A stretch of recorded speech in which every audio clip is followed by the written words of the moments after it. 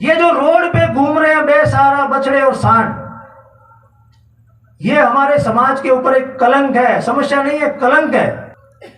और हम अगर तेजाजी महाराज को मानते हैं, बाबूजी महाराज को मानते हैं, गोगा जी महाराज को मानते हैं, तो अभी मैं कह सकता हूं बिल्कुल नहीं मानते। क्या आप सोच सकते हैं कि आपके लोग देवता आप पे प्रसन्न होंगे? बिल्कुल भी नहीं होंगे। सबसे पहली बात, मेरे पास कुछ बिंदु हैं जो हमारे आसपास के हैं, मैं आपको पहले समझाऊंगा वो क्या है, और उसके बाद में हमें क्या करना है, आगे चल के हमें करना है और करवाना है। सबसे पहली बात, ये जो रोड पे घूम रहे हैं बेसहारा बछड़े और सांड, ये हमारे समाज के ऊपर एक कलंक है। समस्या नहीं है, कलंक है। समस्या तो ठीक 4-5 घूमते। जब ये लाखों की संख्या में राजस्थान की गली कूचे में घूम रहे हैं, तो हमारे माथे पर ये कलंक है। और हम अगर तेजाजी महाराज को मानते हैं, बाबूजी महाराज को मानते हैं, गोगा जी महाराज को मानते हैं, तो अभी मैं कह सकता हूं बिल्कुल नहीं मानते। जिन चीजों के लिए, जिन गायों के लिए, जिन बछड़ों के लिए उन्होंने अपना बलिदान दिया है, वो अगर यहाँ ठोकरें खाती घूम रही है, प्लास्टिक खा रही है, क्या आप सोच सकते हैं कि आपके लोग देवता आप पे प्रसन्न होंगे? बिल्कुल भी नहीं होंगे। लेकिन मैं ये भी मानता हूं कि आज सारे बछड़ों को अपने घर में रखना बहुत मुश्किल काम है। मैं आपको कह दूं, जो भी बछड़ा आपके घर में हो उसको आप अपने घर में रखो, 17-18 साल तक उसको पालो पोसो, ये भी संभव नहीं है।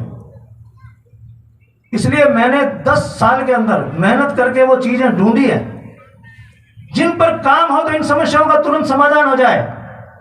मैंने कोशिश भी बहुत की है, ऐसा नहीं मैं आपके सामने बोल रहा हूं अब हम कोशिश करें। मैंने अपने दम पे कोशिश बहुत की है। आज से ठीक 1 साल पहले 29 दिसंबर 2021 को हम लोग जयपुर में गए। 5 किलोमीटर तक हमने रैली निकाली, गोपालन विभाग गए, उन सबको हमने कहा हमारी बात मान लो, लेकिन वो हमारी बात मान नहीं रहे। उसके बाद में हमने सैकड़ों कागज लिखे, हम जो बातें कह रहे हैं इनको मान लो, लेकिन उनको ये पता चल गया है कि ये अकेला आदमी कह रहा है, 4-5 आदमी कह रहे हैं, ज्यादा लोग ये बात कह नहीं रहे। और जब तक ज्यादा लोग ये बात नहीं कहते हैं, सरकार बात मानती नहीं।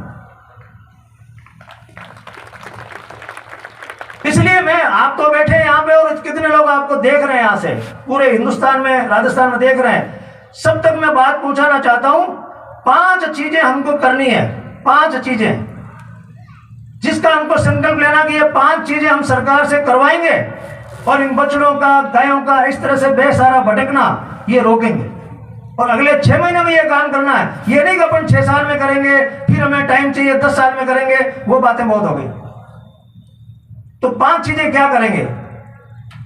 पहली बात, जितनी भी गोचर भूमि है, जितनी भी गोचर भूमि है जो गायों के नाम की भूमि है, 17 लाख हेक्टेयर जमीन है राजस्थान में, तो जितनी भी गोचर भूमि है जिस पर अतिक्रमण नहीं है, मैं बात इसलिए कह रहा हूं कि सरकार के लोग पहले अतिक्रमण हटाने की बात करके इस बात को यही रोक देंगे। हम ये कह रहे हैं जिस जमीन पे अतिक्रमण नहीं है उस जमीन को चिन्हित करके उसके ऊपर घास लगाई जाए। वहां पर अंग्रेजी बबूल देखते हैं आप, कंकर देखते हैं, वहां कुछ है ही नहीं खाने को, गाय खाएंगी क्या? और हजारों बीघा फालतू जमीन राजस्थान में पड़ी है। ये 17 लाख हेक्टेयर में लोग कहते हैं कब्जे हो रखे हैं। मैं उनको कह रहा हूं 7 लाख हेक्टेयर का कब्जा छोड़ दो, पहले 10 लाख हेक्टेयर को करके तो देखो, जो पड़ी है उसमें तो कुछ करके देखो।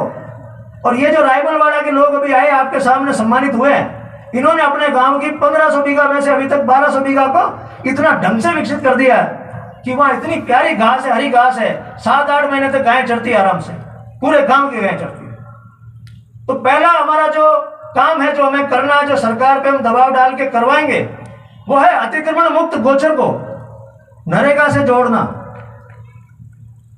क्योंकि पैसा चाहिए इसमें और पैसा नरेगा में पड़ा है। और कानून में भी लिखा है कि नरेगा से आप अपने गांव के चारागाह को विकसित कर सकते हैं। हमें सबको मिलकर जोर देना ताकि सरकार का ध्यान चारागाह विकास पर, गोचर विकास पर जाए। ये पहली बात हमको करवानी है। दूसरी बात, क्योंकि ये जो गोचर का काम है हर एक एजेंसी कर नहीं पाएगी, तो गांव गांव में जो गौशालाएं स्थापित हो चुकी हैं, जो ठीक से काम कर रही है, जिनका रजिस्ट्रेशन हो रखा है, हम ये चाहते हैं कि गोचर विकास का काम गौशालाओं का अधीन कर दिया जाए ताकि अपने अपने गांव की गोचर को ये लोग विकसित कर लें।